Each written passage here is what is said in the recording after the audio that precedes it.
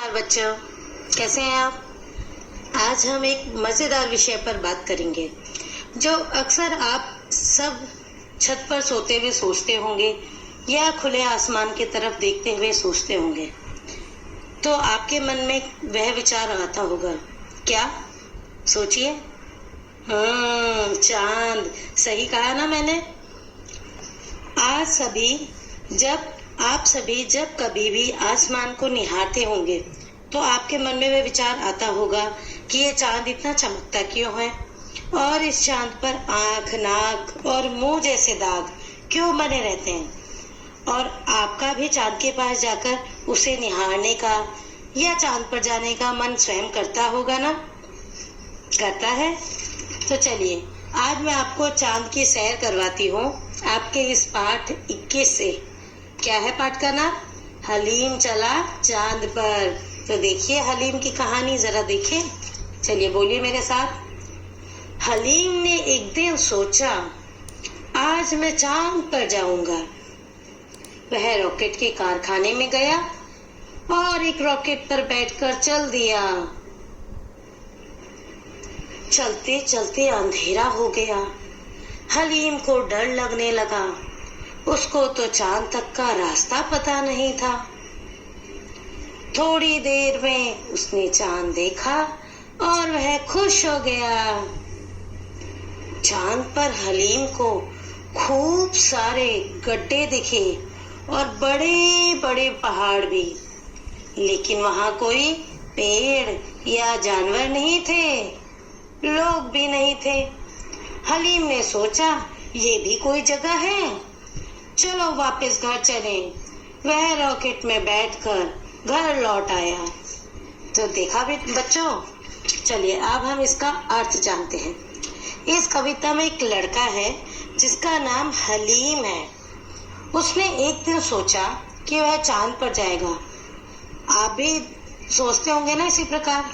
अब देखिए बेटा कि जब हम कुछ करने की सोचते हैं तो क्या हम सारी बातें पूरे कर पाते हैं? नहीं ना, लेकिन हम उसकी कल्पना तो कर ही सकते हैं ना। तो इसी प्रकार यह लड़का हलीम भी कल्पना ही कर रहा है कि वह एक दिन चांद पर जाएगा और वह इस सपने को पूरा करने के लिए एक रॉकेट के कारखाने में चला गया और रॉकेट पर बैठकर चांद पर जाने लगा। अब चूंकि चांद बहुत दूर होता है तो वहां पहुंचते पहुंचते अंधेरा हो गया। अंधेरा होते ही हलीम को डर लगने लगा, क्योंकि उसे तो चांद का रास्ता पता ही नहीं था कि उसे चांद कहाँ और कितनी दूरी पर मिलेगा। और फिर क्या हुआ? थोड़ी ही देर में उसे चांद दिख गया और वह बहुत खुश हो गया। और वह रॉकेट से चांद पर उतरा तो उसने क्या देखा? बताइए क्या देखा? कि जो चांद दूर से इतना चमकीला और सुंदर दिखता था, पास से वहां पर उसे खूब सारे गड्ढे दिखाई दिए और वहां बड़े बड़े पहाड़ भी थे, लेकिन वहां ना तो कोई पेड़ था और ना ही कोई जानवर, और वहां तो कोई लोग भी नहीं थे, कोई व्यक्ति भी नहीं था।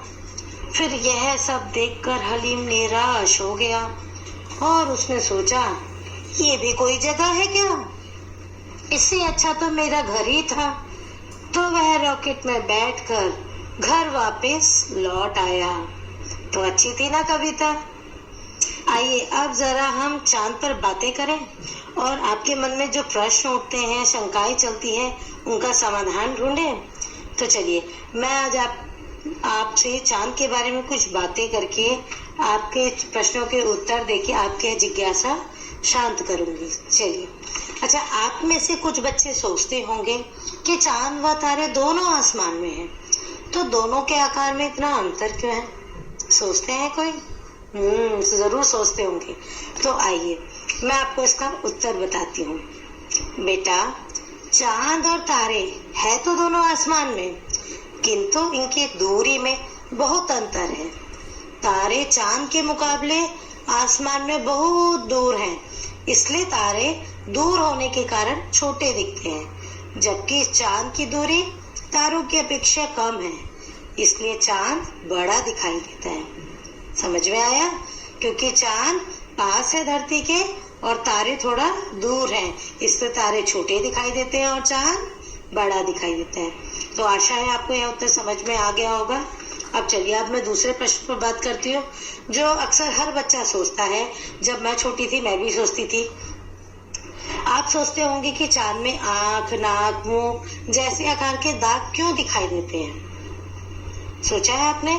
चांद पे भी दो आंखें सी दिखाई देती है, नाक दिखाई देता है, मुंह दिखाई देता है। कभी कभी आप देखिएगा, आज शाम को देखिएगा, आज रात को आप, कि चांद में आपको क्या दिखाई देता है।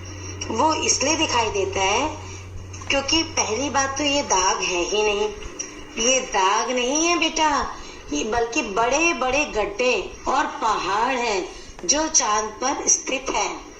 वही आप लोगों को दूरी होने के कारण आंख, नाक, मुंह के आकार में दिखाई देते हैं, और जिसे बच्चे अक्सर उनका मुंह समझ लेते हैं, चंदा मामा का मुंह बोलते हैं ना, चंदा मामा के आंख, नाक, मुंह दिखाई दे रहा है, किंतु वह आंख, नाक, मुंह नहीं होता। क्या होता है?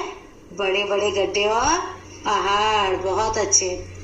अच्छा, अब आप सोच रहे होंगे कि चांद पर धरती की तरह हवा होगी, पेड़ पौधे होंगे, मनुष्य सब होते होंगे। नहीं, ऐसा बिल्कुल भी नहीं है। चांद पर तो हवा तक नहीं है, जिस कारण यदि वहां कोई जाएगा ना तो उसके पैरों के निशान भी कई सालों बाद भी आप वहां पर देख सकते हैं। पर हाँ, चांद पर पानी की खोज भारत ने पता लगा ली है, और भारत ने ही यह पता लगाया था कि चांद पर पानी उपलब्ध है। अब आप सोच रहे होंगे कि चांद पर कौन कौन अब तक गया है, या चांद पर सबसे पहले कौन गया है? तो मैं आपको बताती हूँ। बिल्कुल सही। कौन? क्या बताया आपने? Neil Armstrong.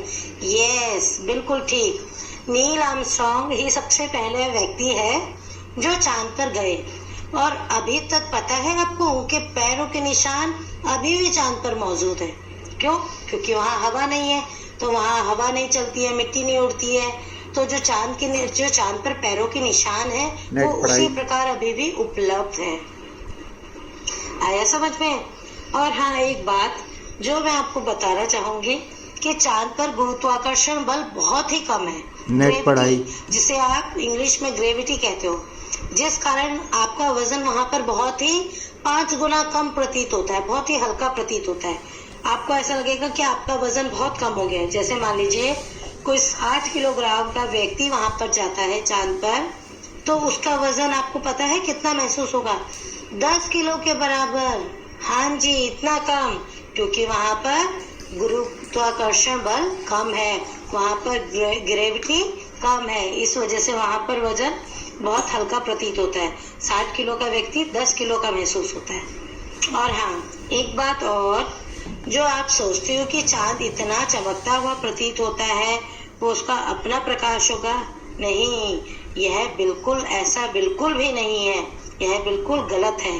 अपितु वह तो सूर्य से अपना प्रकाश ग्रहण करता है, यानी जो सूर्य का प्रकाश होता है उसी से चांद अपना प्रकाश भी ग्रहण करता है, यानी सूर्य चांद को अपना प्रकाश देता है, जिस कारण वह इतना चमकता प्रतीत होता है।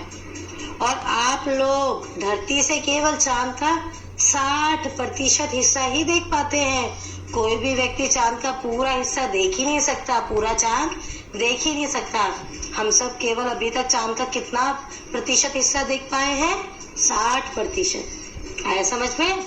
और हाँ, अब आपको एक मजेदार बात बताती हूँ कि यदि आपके मोबाइल या कंप्यूटर में इंटरनेट स्पीड कम आ रही हो ना, तो आप चांद पर जाकर भी इंटरनेट सेवा प्राप्त कर सकते हैं। जी हाँ, आपने सही सुना, अमेरिका के नासा ने चांद पर वाईफाई की सुविधा भी दी है। अब आप सोच रहे होंगे कि ये नासा कौन है, तो मैं आपको बताती हूँ।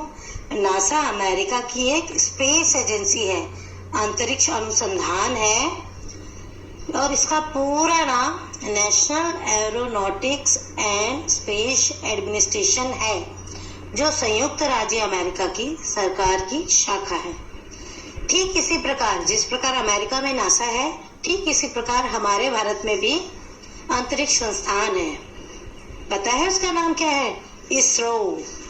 इसरो के फुल फॉर्म क्या है? Indian space research organisation. इसका मुख्यालय बेंगलोर में है और हमारा भारतीय अंतरिक्ष अनुसंधान भी नासा की ही तरह बहुत ही उन्नत है। जिस प्रकार नासा ने बहुत तरक्की की है, हमारे इसरो ने भी बहुत तरक्की की है और यहाँ तक कि इसरो ने ही मंगलयान जैसी उपलब्धि भी प्राप्त की थी। मंगलयान, आप जानते हैं ना मंगलयान की उपलब्धि। मंगल मिशन मूवी तो देखी होगी ना आपने। मंगल मिशन फिल्म नहीं देखी तो देखिएगा जरूर, यदि नहीं देखी तो जरूर देखना बेटा, बहुत अच्छी फिल्म है और आपको उससे बहुत कुछ सीखने को मिलेगा। चलिए, अब चांद की बहुत बातें हो गई, अब आते हैं इसके अभ्यास कार्य पर। तो खोलिए पृष्ठ 110, खोलिए। इसमें आपको लिखना है कि हलीम को रास्ते में क्या क्या दिखा होगा। जब वह चांद की यात्रा पे गया तो उसे रास्ते में क्या क्या दिखा होगा। ठीक है, तो लिखिएगा जरूर।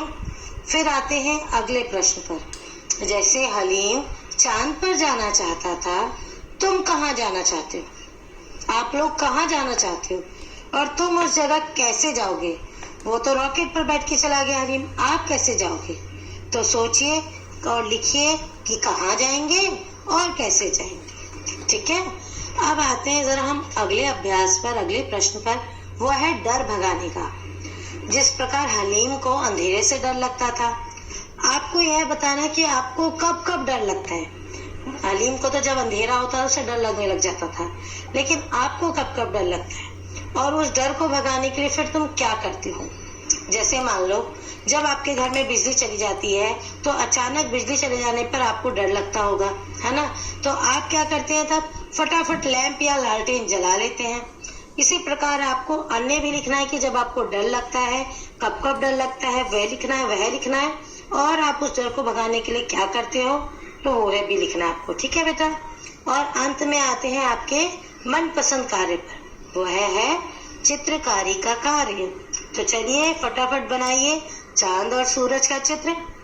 ठीक है, और मैं फिर मिलूंगी अगले पाठ के साथ। धन्यवाद। नेट पढ़ाई।